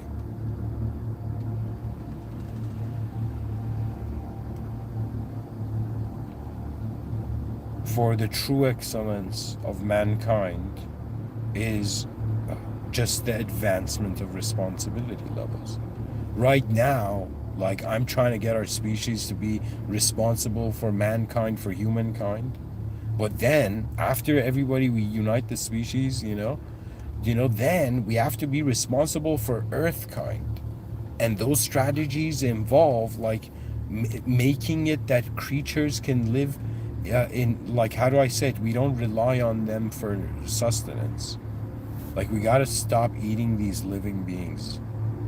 Like, it's kind of like we don't want our souls to be cannibals. Do you know what I mean? Like, it's strange.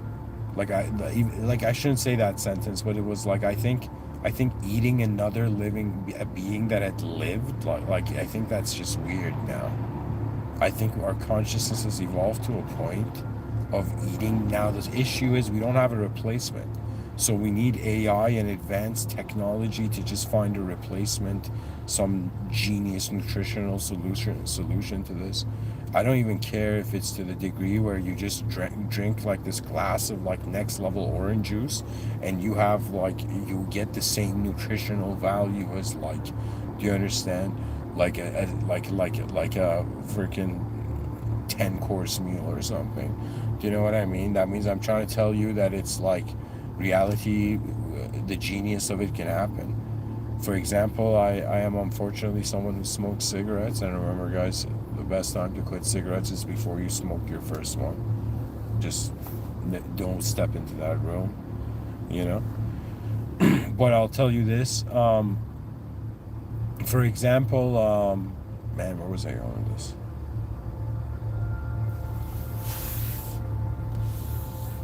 My compassion distracted me for a second.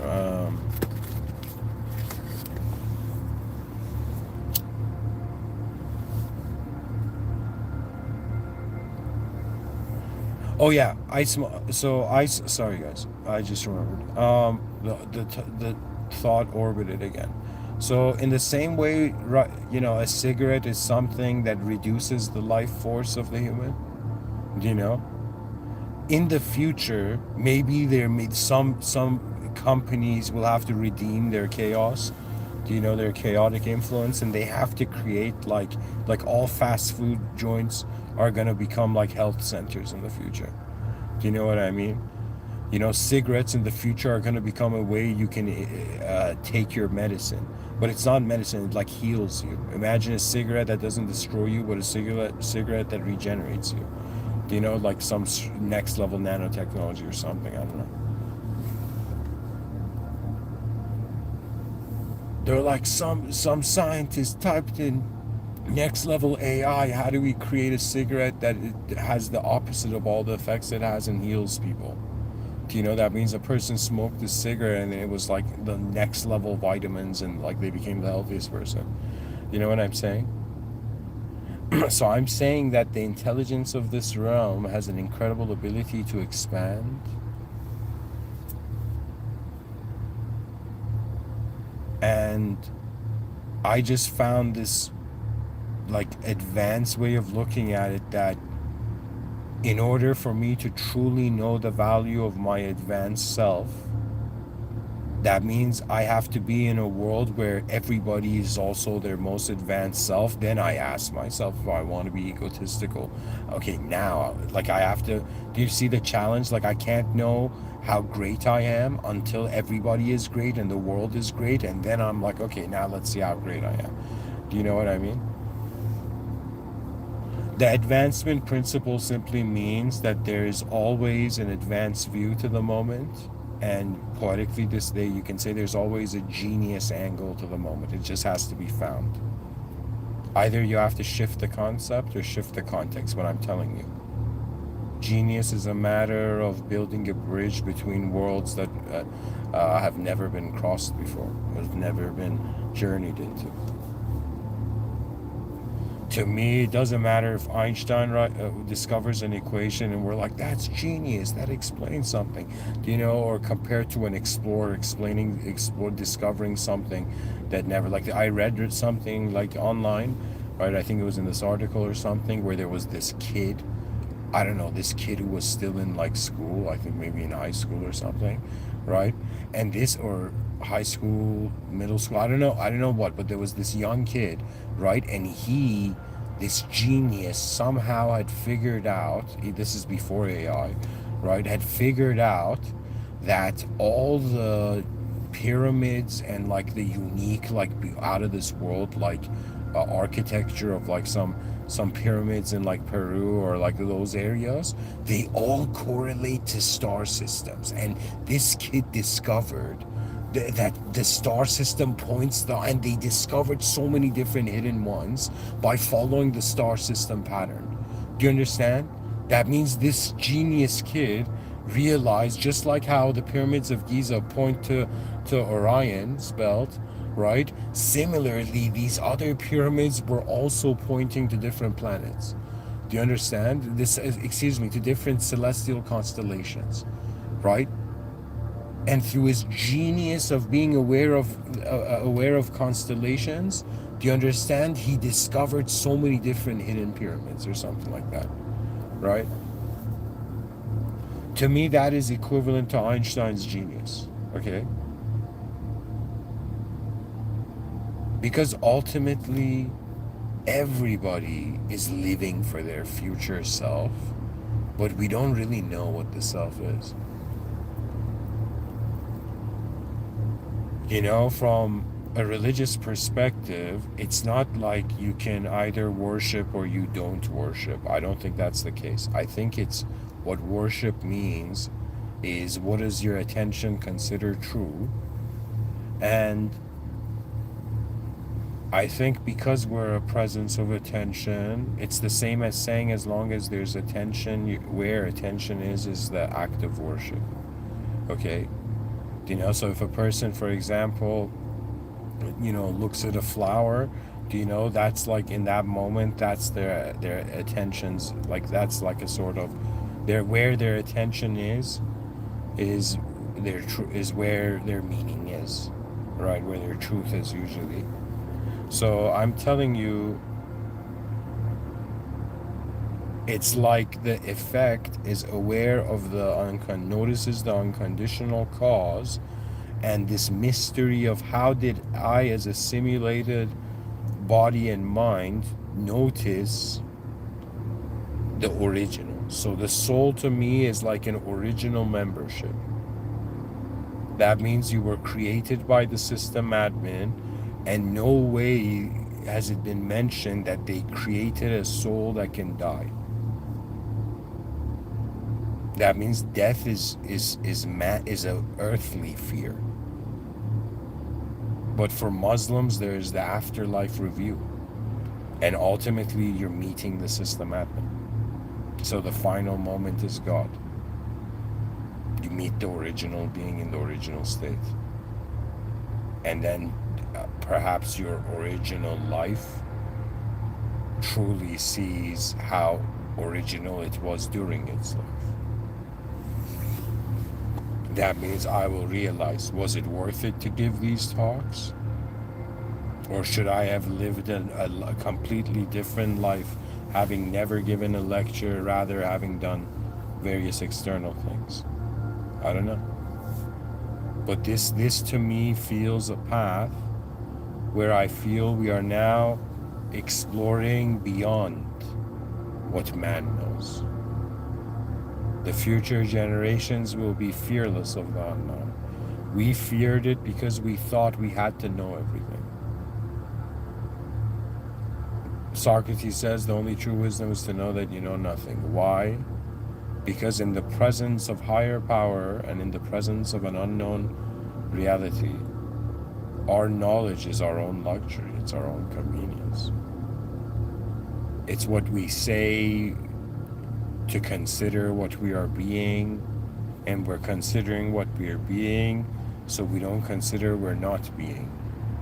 But in actuality, one end of the known self's life, let me tell you what it is. It's like, this is the way, it's like sandwich. So you have the unknown self at one end, and you have the unknown world at one end, and then from the unknown self into the right of it, between the unknown self and the unknown world, you have the known self and the known world, and humans are functioning in the known self and the known world.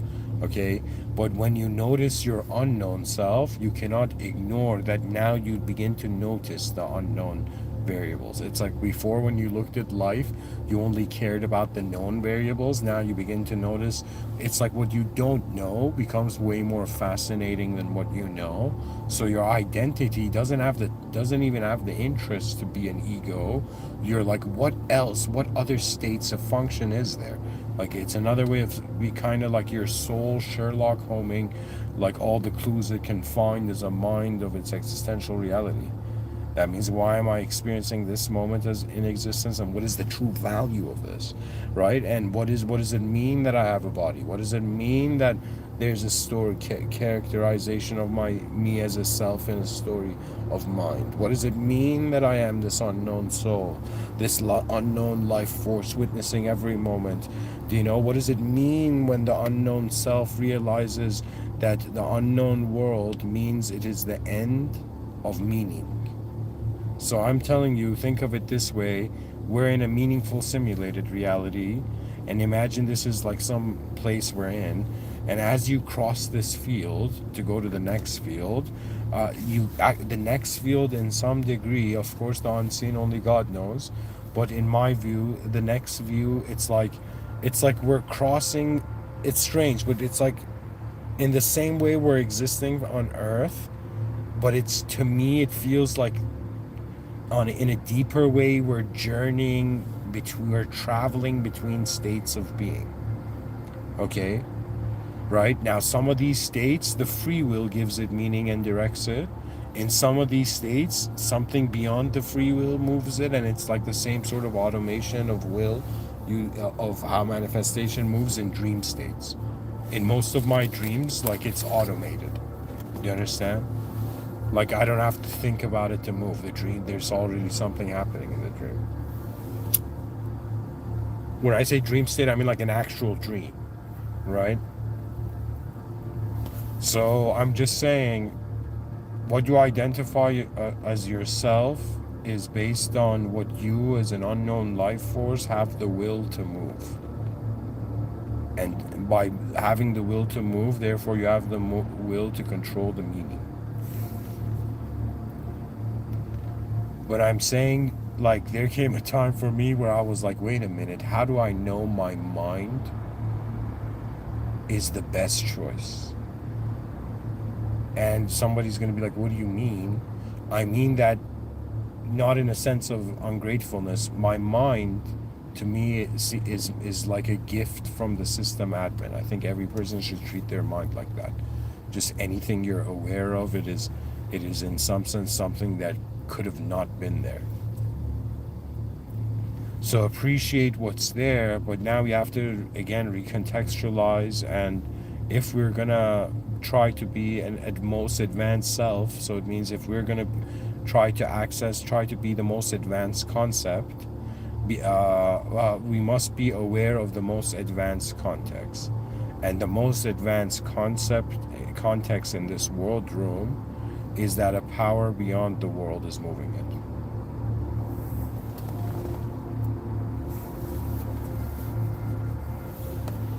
Anyways, thank you for listening.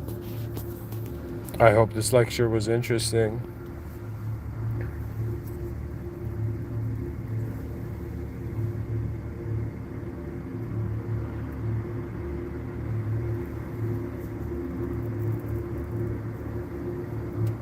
And so truly God knows.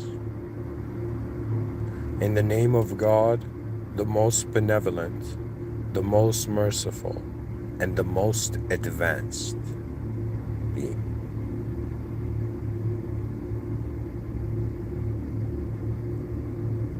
For the light of God, for the presence of the light of God is as if darkness never existed. That is the power of truth. The original life saves the simulated life by having the simulated life realize the originator, the original power of life is beyond ourselves.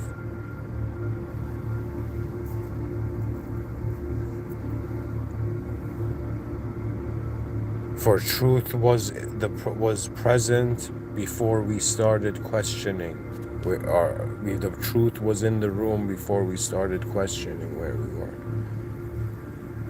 So in other words, you're not in an empty cosmos. You're in the presence of the ultimate power. And by being conscious of it is the reformation of your awareness. And a completely deep reconsideration of every movement. That means I was like, okay, there is no hiding. The soul cannot hide. And the mind, it can choose to fear, but after 12,000 days of life on this earth, it seems to me that fears change as one's understanding expands. So the task at hand is to realize, this is the attitude I have, I think it's the healthiest attitude, is to be like, what if everybody got it wrong? And as a person, I have to research. I have to rediscover reality. I had this view. This is how, if you see me, I'm confident of speaking, right? Because I was like, all right, man, I got eyes nobody has. Let's see what these eyes see. Let's see how attention is present. And ultimately, my free will discovered the system admin, and now I just realize I have a certain position in this realm. And there's something to do. And once that's done, the system admin, which is truth, the simulated returns to the original state.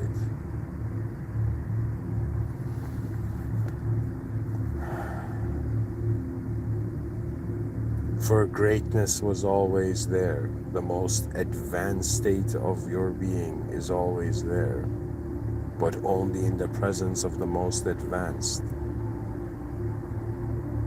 can the most advanced truly, moves reality. So God is a power beyond your ego. Therefore, how reality moves. It's not a battle for truth. And once the fights within a person end, that means once a being truly stops resisting reality, whether through whatever means, but through the most, I think, efficient way is to realize you're in the presence of advancement and advanced power.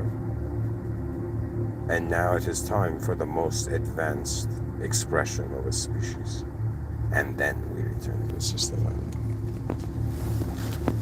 That means an advanced civilization is simultaneously the greatest performance of a species ever in all manifestation. To me, I'm like, okay, reality could have been anything, but why can our minds wonder about the advanced? The march towards the advancement of all of it has already begun. Because in the same way we wait for destiny, destiny before we were born has waited for us. In the name of God, the most benevolent, the most merciful. Thank you for listening.